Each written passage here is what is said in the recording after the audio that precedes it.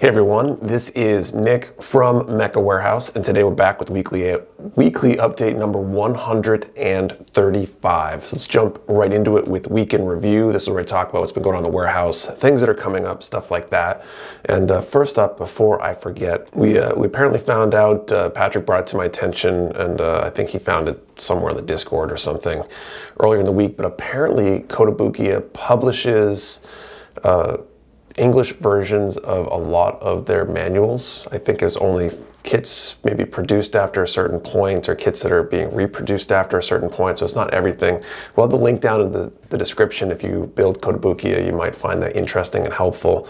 The one Koto kit I've built, I've had no problem with the Japanese instructions, but every once in a while there's a thing in there that you need to look up. Google Translate can often help, but if you prefer the all your native language kind of version of that, if you don't speak Japanese or you're not familiar with looking that stuff up, might be more useful for you, and thought it was really interesting, and it's almost something that more manufacturers should consider. So I figured I'd just throw that in there real quick. But the first big thing to talk about for week in review this week, we had this big Koto shipment. We restocked it on Wednesday this week. It was originally supposed to arrive on Thursday last week, and we believed it was going to be on Friday. It was this whole thing where we called them, I think, like Wednesday or Thursday, to say, hey, is this showing up? And they said, best case Friday, worst case Monday. And then Friday morning we called them, and they said, yeah, it should be here today. It's on a truck. The truck had a tire blowout or something like that, so expect it, probably by early afternoon. Early afternoon rolled around, no update. So we called them back and said, hey, what's going on with this? And the second person we spoke to apologized profusely, and it turns out that the first person gave us completely bogus information, and it wasn't even anywhere close to us at that point. I think it had just left New Jersey or something. So it ended up showing up this week.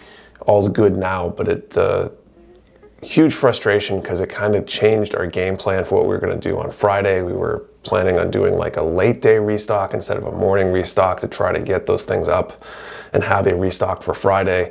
Clearly that didn't happen.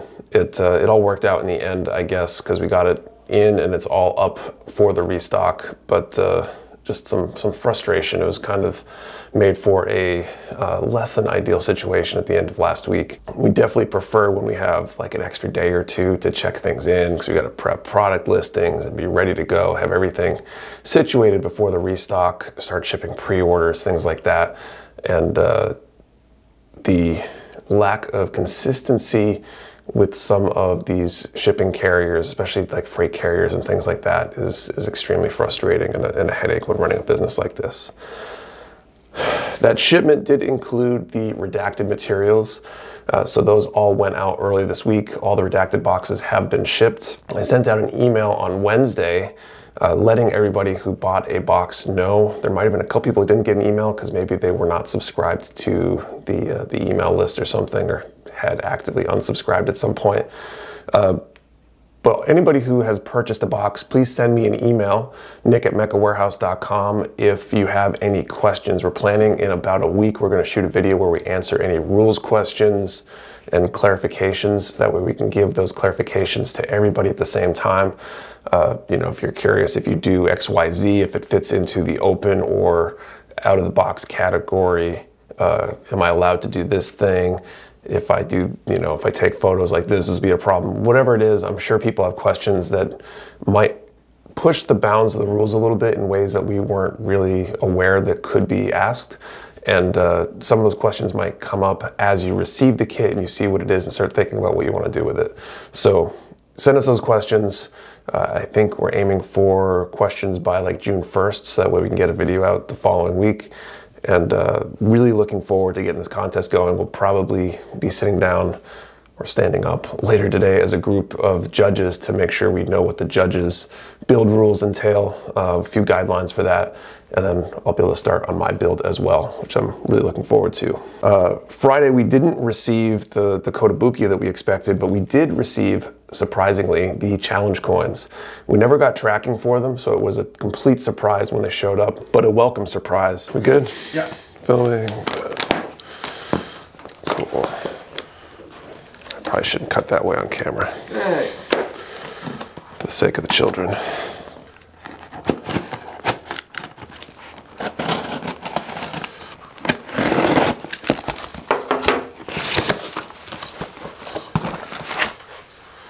Cool on me.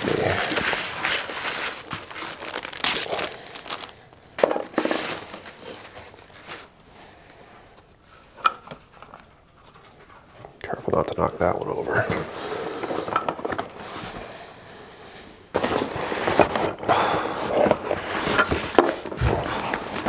There we go.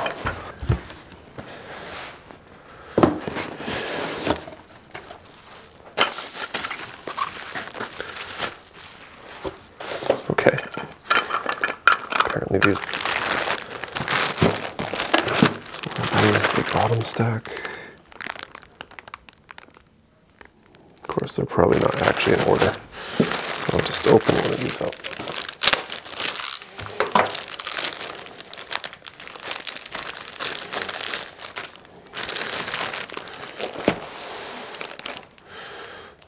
So,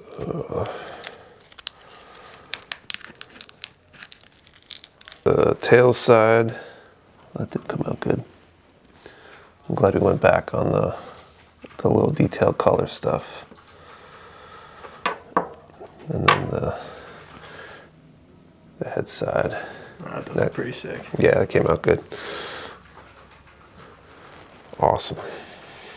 And the lack of Kotobuki arriving Friday meant that we were able to get a lot of them packed on Friday and the rest packed and everything shipped out on Monday. So here is the 2023 challenge coin. It came out very well, in my opinion. I really like how it came out.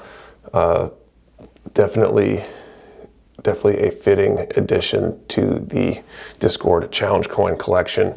We do have some extras. We bought more than people pre-ordered. We only rounded up to like the next quantity break though.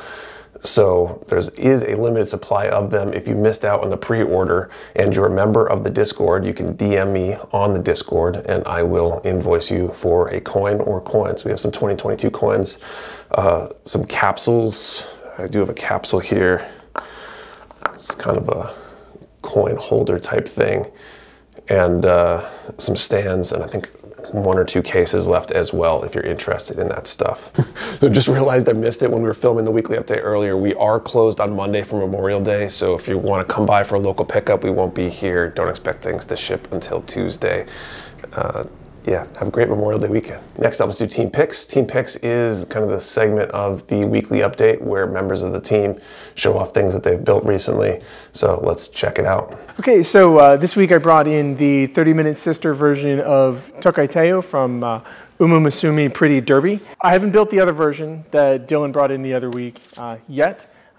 This one, 30-minute sister version, has several differences to some of the other 30-minute sisters. A little more complicated on the inside, definitely way better color separation in the parts, but that does mean a lot of extra tiny little parts. One cool feature is there's an ankle replacement joint that'll attach directly to the base that comes in the box, so you can do any of your cool dynamic poses without needing the extra like big arm that would be part of the other bases.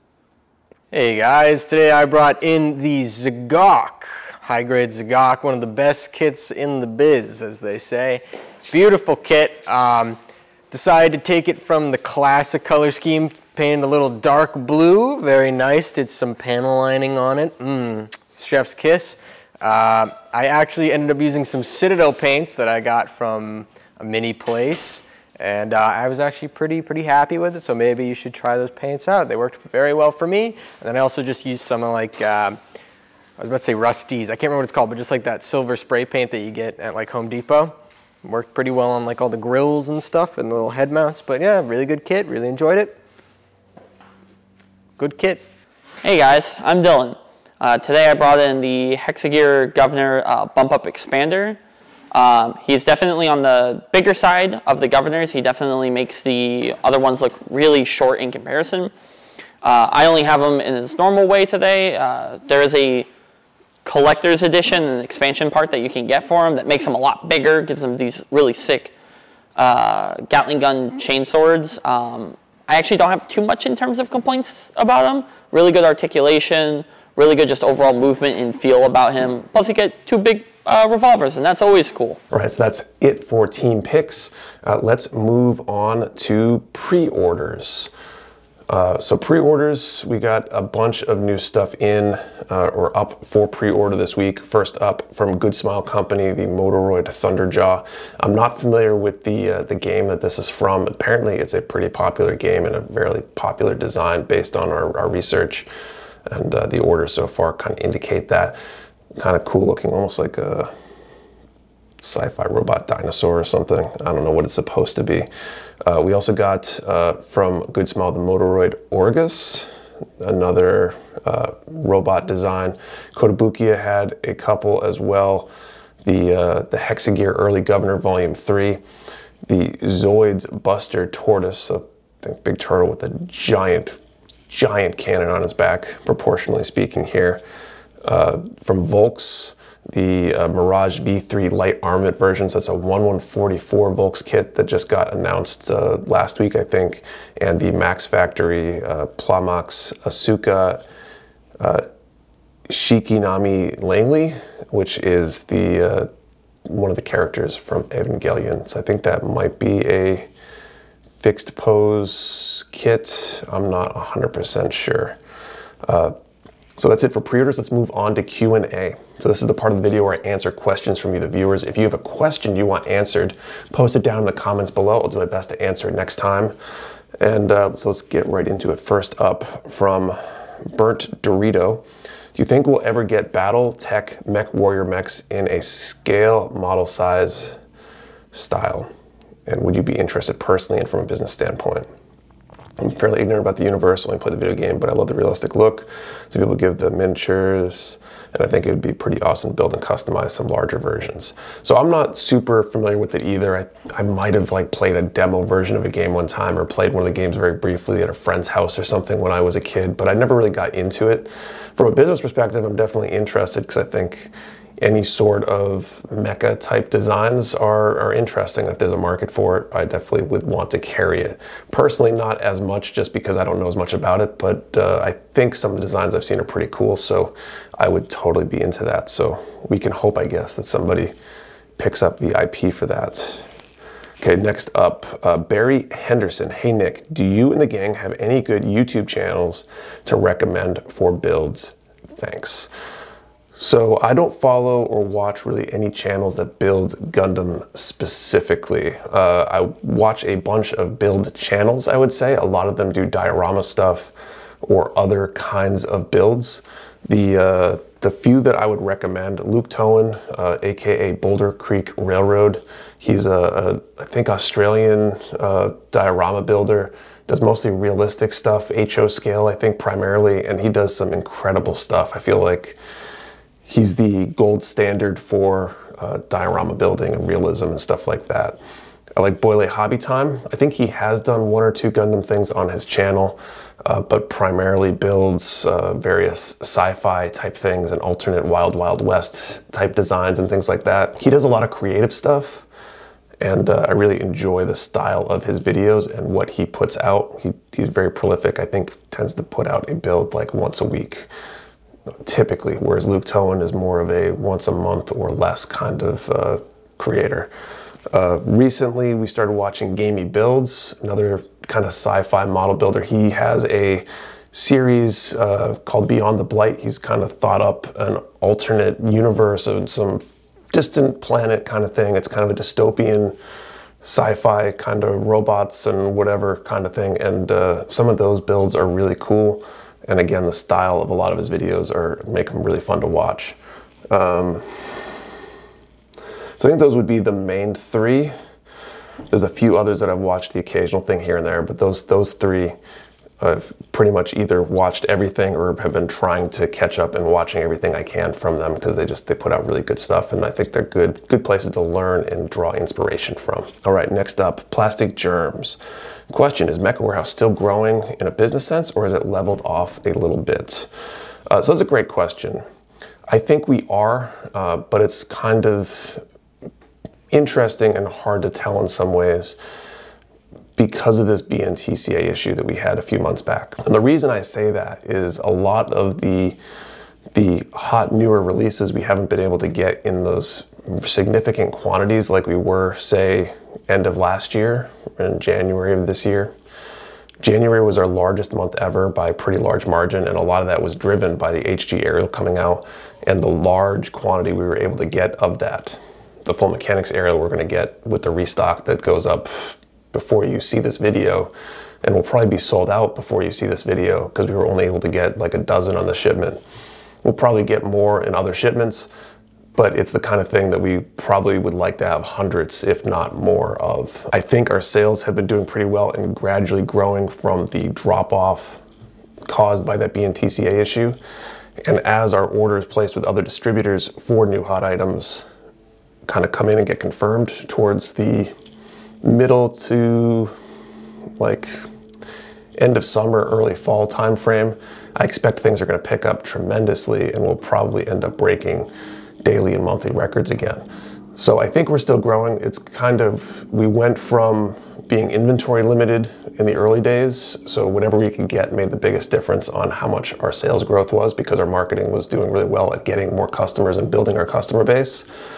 Then we transitioned to having tons of supply, and marketing became the limiting factor again, even though it was doing really well. And then supply has been the limiting factor again. So I suspect as that stuff comes in, we will reach new heights pretty soon. And 2023 will definitely, I shouldn't say definitely, because there's always a chance it isn't, but I'm pretty confident 2023 will be our biggest year ever. We probably won't be growing at the same rate that we were growing before, but then again, as a percentage game, it's kind of hard to double every year indefinitely. If so, then some of the biggest companies in the world would be so much bigger, and it's kind of hard for them to be that big. But that's a great question. Hopefully that answers it well for you. Fun question. How would you place all 9 Star Wars movies, 9 being the least and 1 being the best? I don't know if I'm going to put these in a straight numerical order because I have to really think about that. I'm not a super huge fan of the 3 newest movies. I don't think I'm as hardcore about them sucking like some people say, but they're definitely not my favorites. I'm also not a hardcore original trilogy person. I mean, they're good, but I like lightsabers, and I feel like the 1 through 3 have the most lightsaber action because there's more Jedi in them, and I like that. I really enjoy that. Phantom Menace, okay, not my favorite. So my favorite would probably have to be Clone Wars or what was the third one? Revenge of the Sith. Those 2 are probably like the top 2. Probably original trilogy fits in there next. Maybe Phantom Menace and then the new ones, something like that. I'd have to really like think about it to record out what I think the actual range is. But good question, thank you. All right, next up, there's one more question, I think. Xylo, how do I join the Discord? That was a great question. So Discord, just for anybody who's not aware, Discord is a chat server, right? It basically is a platform that we can use to communicate with our customers. We have a community on Discord. I think we're at like 2,000 or so members right now, give or take. And it's a great place. We've got a ton of people there, relatively drama-free.